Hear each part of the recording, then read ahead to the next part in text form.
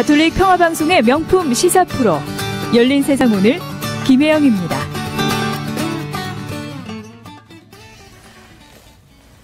자유한국당 투톱이 요즘 삐걱거리고 있습니다.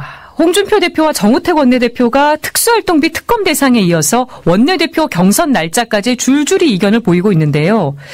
투톱의 마찰, 단순히 날짜 문제가 아니라 계파 문제와도 얽혀있다는 말이 나옵니다. 자유한국당 3선 중진인 김학용 의원의 견해 들어보겠습니다. 의원님 안녕하십니까? 예, 당신께 맞춥니다. 안성 출신 김학용 의원입니다. 네, 인사를 인상적으로 해주셨습니다. 네. 지난주에 홍준표 대표와 함께 베트남에 다녀오셨잖아요. 네네. 홍준표 대표가 또다시 강성노조를 언급했던데 베트남 방문 성과 어떻게 보십니까? 야당 대표가 구체적인 성과를 내기는 현실적으로 쉽지 않은 문제입니다만요. 네. 금년이 한국과 베트남 수교 25주년입니다. 그렇습니다. 그리고 사실은 짧은 기간에 세계 외교사에 유례없는 그런 성공적인 관계를 발전시켜 왔죠. 네. 국민들이 잘 모르고 있습니다만은 우리나라가 베트남의 최대 교역국이고, 그리고 베트남 우리나라 입장에서는 또 한국의 4대 교역국입니다. 네. 그만큼 중요하고 이제는 사돈의 나라를 넘어서 가장 소중한 우방국이고 또 경제적 동반자 관계이기 때문에 네. 그런 측면에서 야당 대표가 관심을 가지고 방문했다는 게 저는 의미가 있다고 생각을 합니다. 네. 지난달에 미국 방문이 안보 중심이었다면 이번 베트남 방문이 경제가 아무래도 초점이었던 것 같은데요. 네네. 아까 아까 말씀해 주신 대로 정부와 여당이 아니라 야당의 외교 어떤 의미가 있었다고 보십니까? 사실은 2014년도 10월 2일 날 네. 현재도 공산당 서기장입니다만 응앤부총 서기장과 새누리당, 네. 지금 자유한국당 전시인이 협력 계획에 관한 의정서를 체결을 했습니다. 네. 그래서 그 일환으로 이제 방문을 한 거고요. 저는 한배 의원 친선협회 회장을 맡고 있기 때문에 네. 같이 다녀오게 됐습니다. 이번에 가가지고서는 호지민의 물론 공산당 지도자들도 만났습니다만은 우리 한국 기업들이 지금 베트남에 한 4,700개 진출해 있고 많이 가 기업인이 한 있죠. 12만 명 됩니다. 네. 그리고 호찌민은 아시는 것처럼 베트남의 경제 수도고요. 네. 그래서 기업인들이나 겸인들을 만나서 애로사항도 청취하고 또 그리고 그런 애로사항들을 공산당 지도자들에게 관심을 가지고 지원해 줄 것을 당부하고 그렇게 오게 됐습니다. 네, 나름대로 열심히 뛰고 오신 것 같습니다. 네, 맞습니다. 전국 현안으로 돌아와 보겠습니다. 네. 자유한국당이 어제 국정원과 검찰의 특수활동비 유용 의혹에 대해서 특검법을 제출했습니다. 네. 근데 야당은 물타기행보라는 주장이거든요. 특수활동비 특검 정말 필요하다고 보십니까? 저는 그런 생각을 합니다. 이게 참 입장이 바뀌면은 네. 전부 이렇게 사람들의 생각까지 바뀌냐 그런 게 안타까운데 이제 아시는 것처럼 가장 중요한 것은 형평성, 중립성, 공정성 문제죠. 네. 그런 측면에서 아시는 것처럼 현재 검찰이 글쎄 우연인지는 모릅니다만 네. 주로 자유한국당 의원들을 겨냥해서 여러 가지 검찰의 수사가 이루어지고 있기 때문에 네. 또 그리고 이것이 만약에 사실은 이제까지 특활비가 어쩌면은 관행처럼 해오던 건데 네. 이것을 문제를 삼으려면은 모든 정권에 관해서 문제를 삼아야지 박근혜 이명박 정부의 특활비만 가지고 문제 삼는 것은 옳지 않다. 네. 그런 측면에서 국민들 입장에서는 철저하고 성역 없는 수사가 진행이 돼야지만 네. 납득을 하기 때문에 저는 그런 측면에서 당연히 만약에 이걸 제대로 파헤치려면 특검으로 가야 된다고 생각을 합니다. 네, 그러니까 모든 정권의 특수활동비를 다 조사해야 공정하다는 말씀이신 거죠? 네, 처벌에 관해서는 나중 문제입니다만은 네. 일단은 특검을 통해서 성역 없이 저는 수사가 이루어져야 된다고 생각이 됩니다. 현재 정부의 행보는 적폐청산을 구실로 정치 보복을 하고 있다 이런 측면도 있다고 보십니까? 저는 좀 그런 경향도 일고 있다고 생각이 됩니다만 그거보다 네. 아쉬운 것은요. 그냥 잘못된 게 있으면은 하면 되는 거지. 무슨 적폐 이런 사실 듣기 거북한 단어를 인용하는 것도 옳지 않고. 네. 저는 그렇게 생각합니다. 어느 정당이 정권을 잡았건. 네. 국민을 하나로 모으고 미래로 나가는 정치를 해야지. 과거를 회귀하고 이렇게 지금 나라가 어려운 때 무슨 이잡듯이 빈대 잡으려다가 초가상간 태우는 식으로다가 네. 이런 식으로 다 전국을 이끌어가는 거는 저는 옳지 않고 네. 미래로 나아가면서 과거에 잘못된 일이 있으면은 네. 순리에 따라서 거기에 대한 응분의 처벌을 하는 것이 저는 맞다고 생각이 됩니다. 뭐 적폐적폐 하면서 이렇게 무슨 공포 분위기로 물어가고 이게 무슨 옛날 공포 정치 시대도 아니고 네. 저는 이거는 좀 현 시국에 맞지 않다고 생각이 됩니다. 네. 그 홍준표 대표하고 정우택 원내대표가 특검 대상을 놓고 이견을 보였습니다. 김대중 노무현 정부 특활비만 넣자는 홍준표 대표, 또 박근혜 정부 특활비도 넣자는 정우택 원내대표의 주장이 맞서다가 결국 최경환 의원 사건도 특검 대상에 포함이 됐습니다. 특검 대상을 둘러싼 논란은 어떻게 지켜보셨어요?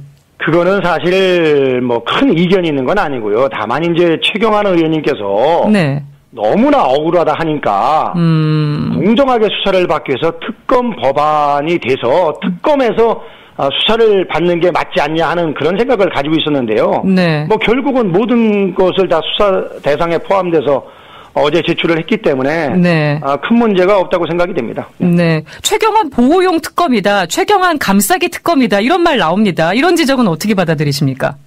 전혀 사실이 아니죠. 네. 일단 있을 수도 없고요. 네. 특검에서 진상이 규명돼야 한다는 입장이신 특검이 거죠. 어느 특검이 된다고 최경환 의원은 감싸고 네. 다른 사람들은 처벌하고 그게 현재 지금 대한민국 시스템에서 불가능한 얘기죠. 네. 네.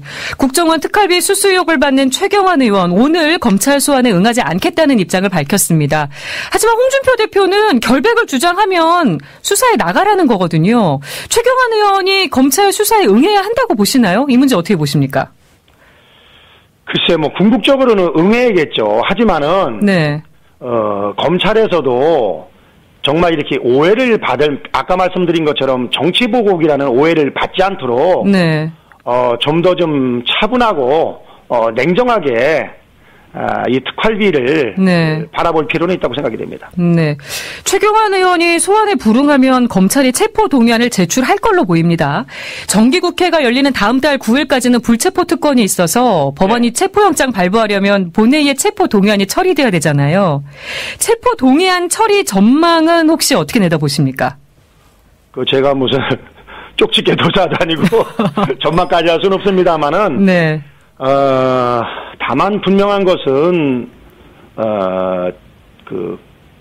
공정한 수사가 좀 이루어져야 된다는 생각을 가지고 있고요. 네. 그런 측면에서 동료 의원님들이 이 문제를 어떻게 바라볼지 그것은 개개인의 입법기관이 판단할 문제라고 생각이 됩니다. 네. 다음 달에 자유한국당 원내대표 경선이 열립니다. 네. 홍준표 대표는 7일을, 정우택 원내대표는 15일을 밀고 있습니다. 이 날짜를 둘러싼 이견은 어떻게 보십니까? 그거는요, 이렇게 보시면 됩니다. 네. 원내대표 경선 날짜는요, 당규에 따라서 당대표가 결정하는 문제입니다. 홍준표 그렇죠. 대표가 결정하는 건데, 네. 다만 이제 정우택 원내대표 입장에서는 요새 예산이나 법안이나 집중해야 될 사안이 많기 때문에, 네. 혹시 경선이 과열되면은, 원내 쟁점에 대한 집중력이 떨어지지 않을까 하는 우려에서 좀 뒤로 했으면 하는 건데요. 네. 어제 두 분이 만나가지고 아주 합리적으로 종합적으로 그런 여러 가지 측면을 감안을 해서 네.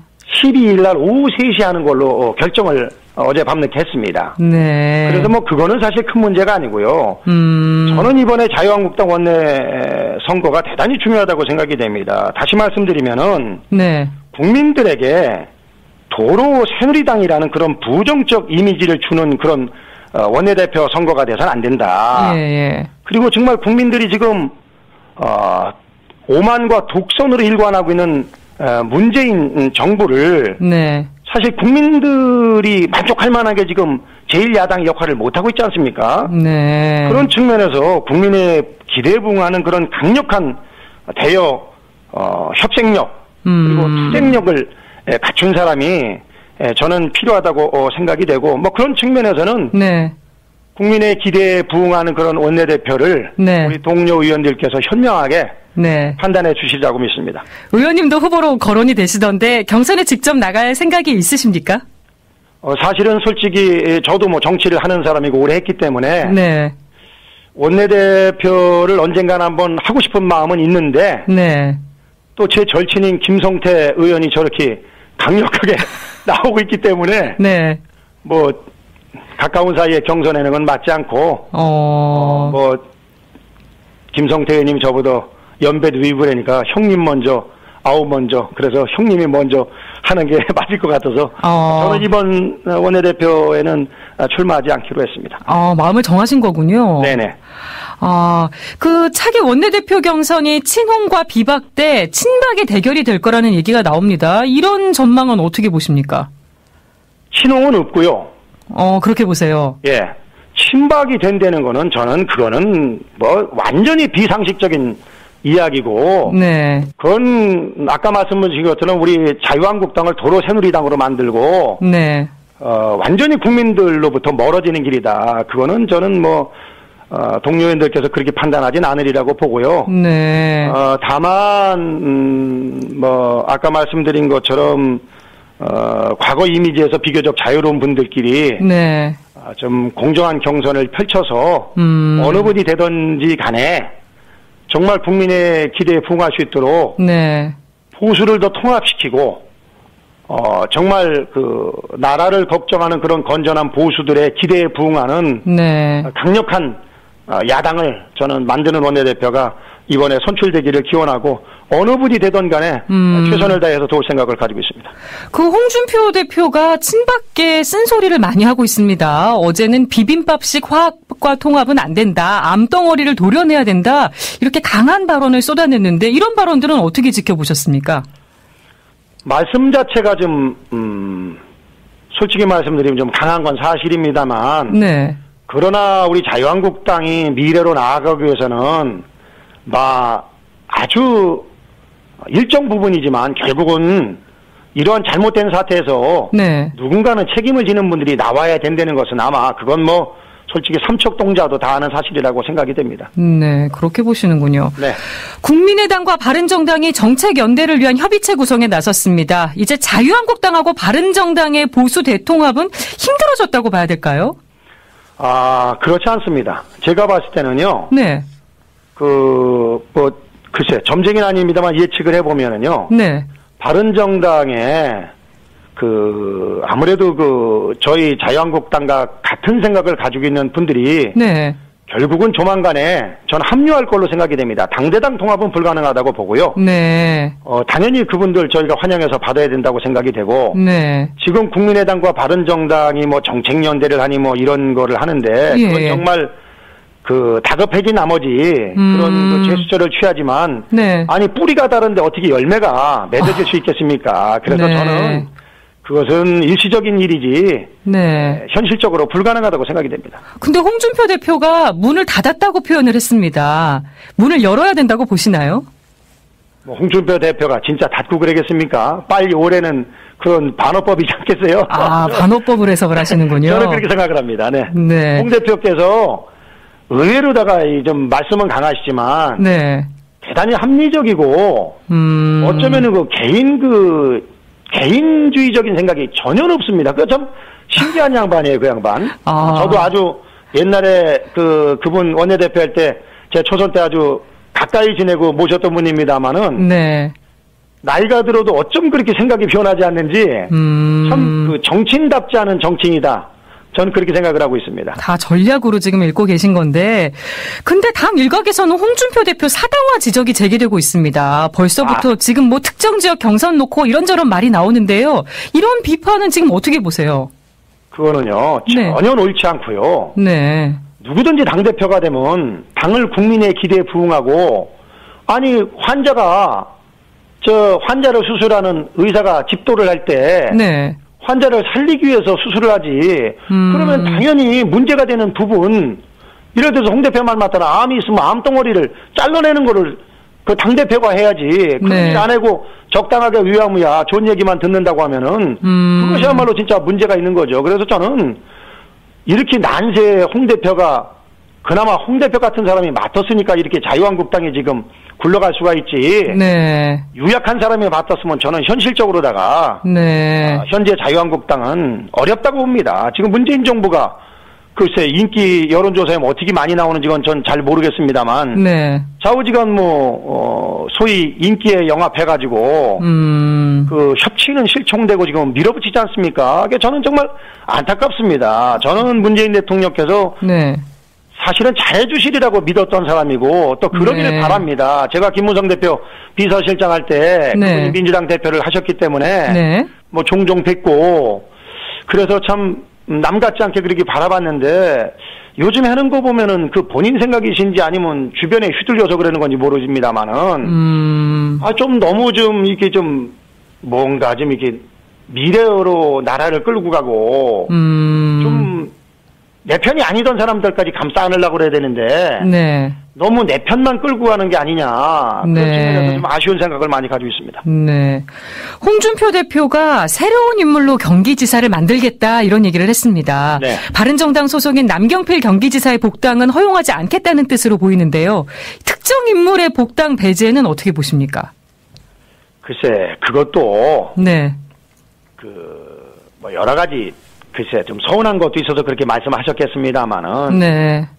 뭐 제가 남지사 두둔내는 건 아닙니다만은 여러 가지 가정적인 어려움도 있고 그렇습니다만은 네. 사람 자체는 아주 쿨한 사람입니다. 그렇기 때문에 그 양반이 뭐 자기 일신을 위해서 그렇게 처신한 건 아니고 네. 나름대로 소신을 가지고 했기 때문에 그런 측면에서는 뭐 두 분이 허심탄회하게 대화를 나누면은 네. 얼마든지 해결할 수 있다고 보고요. 네. 또 남지사 같은 분도 결국은 우리 보수를 위해서 우리가 함께 가야 될 그런 분이라고 생각이 됩니다. 제주도의 네. 우리 원희룡 지사도 물론이고요. 네, 그렇게 보시는군요. 네네. 지금까지 자유한국당 김학용 의원과 전국 현안에 대한 이야기 나눠봤습니다. 오늘 나와주셔서 고맙습니다. 네, 감사합니다.